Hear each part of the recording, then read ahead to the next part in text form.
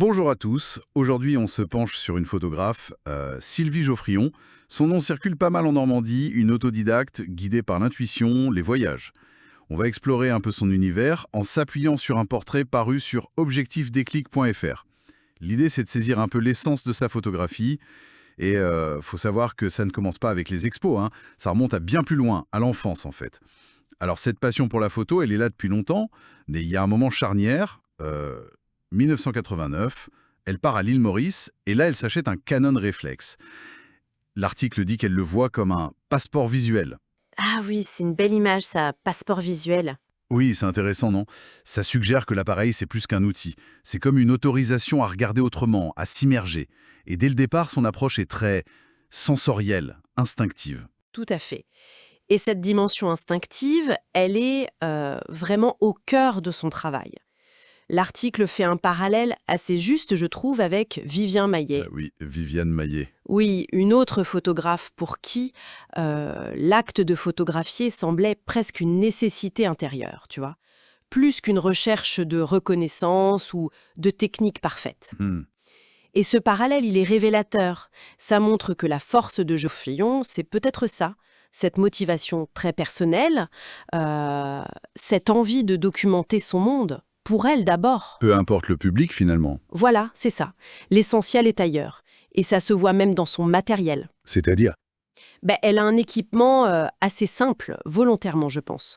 Un Canon EOS 250D, c'est un boîtier accessible, hein, avec deux objectifs assez courants, un 18-55 mm et un 55-250 mm. Pas de débauche de matériel. Ça nous rappelle que, bon, la vision, ça compte plus que l'équipement dernier cri. C'est vrai. Même son trépied, elle l'utilise de façon pragmatique, pour des situations précises, peu de lumière, des animaux, des paysages. C'est pas un automatisme. D'accord. Et cette approche très personnelle, ça ne l'empêche pas de chercher le contact, le partage.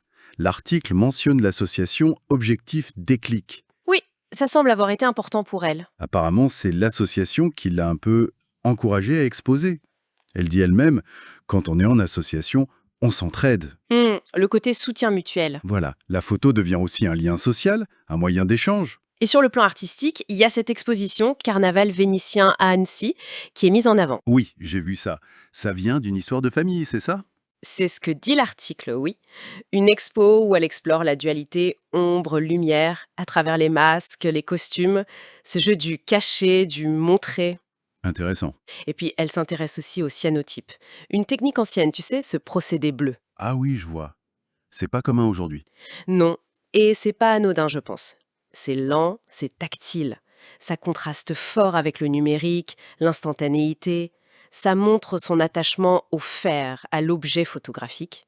D'ailleurs, elle avoue que choisir les photos pour une expo, c'est pas simple. Ah, le fameux casse-tête de la sélection. Voilà. Elle dit, pas toujours facile de trouver celles qui seront exposées. Comment on passe de l'intention personnelle à une sélection qui va parler aux autres? C'est toute la question de la subjectivité. Et on en revient toujours à ça, finalement. Le moteur, c'est la passion. Sa phrase clé, c'est tout simple, la photo, c'est une passion. C'est clair. Tout part de là. L'émotion avant la technique, l'authenticité. L'article parle d'une authenticité rafraîchissante.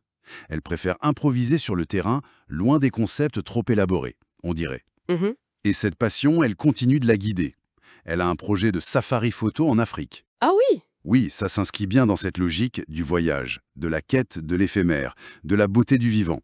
Toujours cette envie d'aller voir et de ramener quelque chose. C'est une belle continuité. Si on essaie de résumer un peu sa démarche, on pourrait dire que c'est un art de voir avant de montrer, Oui, c'est bien dit. mais peut-être même plus, c'est un art de voir pour soi d'abord, guidé par la curiosité, avant de penser à la réception. Son parcours, il illustre bien ce que la pratique amateur peut avoir de précieux, non?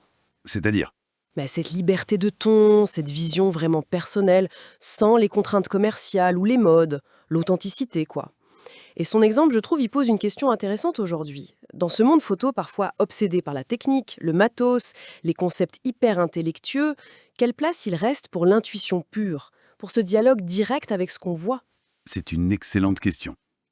Et si justement, la vraie richesse de la photo amateur, celle qu'on fait par passion comme elle, c'était ça. Cette liberté de juste voir pour le plaisir avant de se soucier de montrer. Hmm, C'est peut-être une invitation pour tout le monde à regarder autour de soi différemment, à chercher la beauté simple, loin des projecteurs et des attentes. Une piste de réflexion en tout cas.